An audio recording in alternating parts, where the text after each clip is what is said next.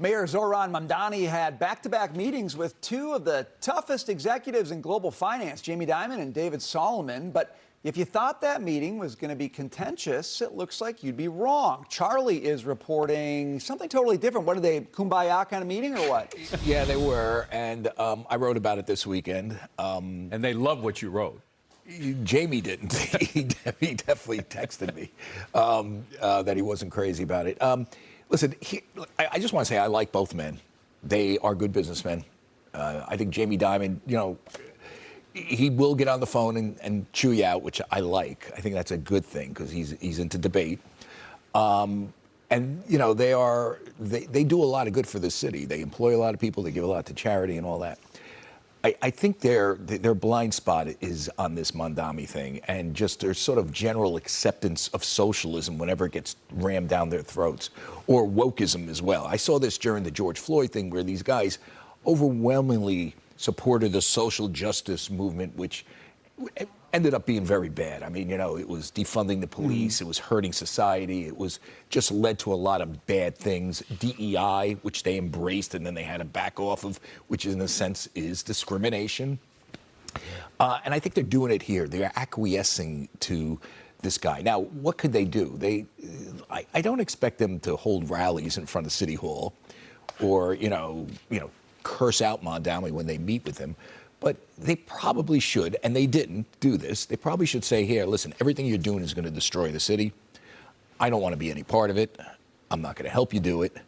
Obviously, I want you to succeed I want you not to succeed. I want you, if you do this, I hope you fail at it. But I'm here for any advice if you need it, if you want to do a 180.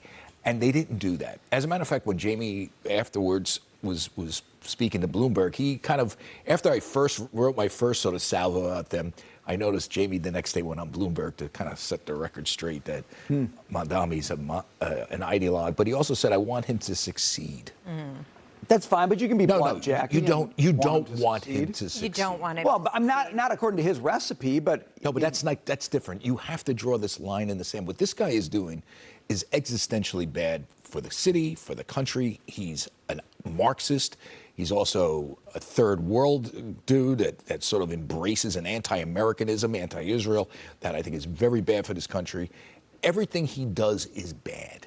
And if you want that to succeed, if you say that... I read between the lines, though. I think he means he wants New York to succeed. No, he said him to succeed. Well, then he wants him to succeed, Brian, on a modified platform, I have to imagine. But I would just say this, Charlie, they act like they have no leverage here. They're CEOs of massive banks. They could say exactly what you just said right straight to his face, and yet they don't. And that's because both these men specifically, they lean left. They might not be like progressive AOC Mamdani style, but they definitely lean left. They believe in social justice to a certain degree, and they've taken these kinds of positions, even though Solomon tries to stay out of politics much more than Jamie Dimon does. And I believe it's this belief in righteousness that leads them to sit down in a situation like this and not put their foot down and use the leverage that they have. I think they go left much more than they'll go right, but of course they'll go right when it has to do with their personal bank account. Listen, Jamie handed Mamdani some book about public-private partnerships. I mean, you really think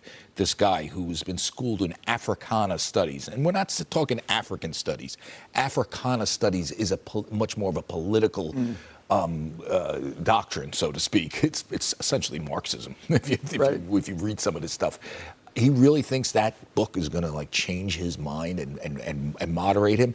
I think the only way you change his mind is to oppose him. And again, you don't have to be you don't have to do what I do and attack him in columns and stuff, but you can make it really clear that what you're doing is wrong. It's bad for the city. And by the way, when you do that and it gets picked up in the press, people start thinking, oh, Jamie Dimon says it's bad for the city. Maybe I shouldn't vote for Mamdani the next time. Exactly. Dagan, hand him The Road to Serfdom. That's the only book you should read right true. now. Yes. Money only talks when money walks. True. And that means when these people actually don't build these giant totems to themselves in New York City. I mean, that big J.P. Morgan building, and truly take their headquarters elsewhere. They have more people in Texas now, I know but their headquarters is here. Yeah. I love you, but if one more person says that out true. loud, I know it's not the same types of jobs. They are not the money makers and Well, the Goldman has rainmakers. Goldman Sachs has a lot of bankers in Utah, right? I know this for a fact. I know, but not Texas and J.P. Morgan. But they have people down there.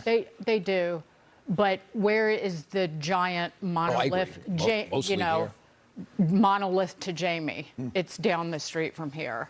So I wonder, you coddle somebody with bad ideas like a Mamdani. What kind of horror do you rain down on the people who actually live here? Because True, I agree. Because what did you do when people were stuck here during COVID? Well, here's a better question. What did you do when the Biden era regulators, when Biden was president, came to you and said, you have to debank Trump, you have to debank Melania, you have to, and over reputational risk, we're going to put. And he went with the why bank. you have to They debank all these conservatives? They caved. They debanked Sam Brown back and lied about it. Yeah. They have all lied about it repeatedly. David, quick last thought here. Quick last thought is Mamdani just came out with a proposal to spend $5.6 billion on a housing project that would create 200,000 housing units for rent. He wants...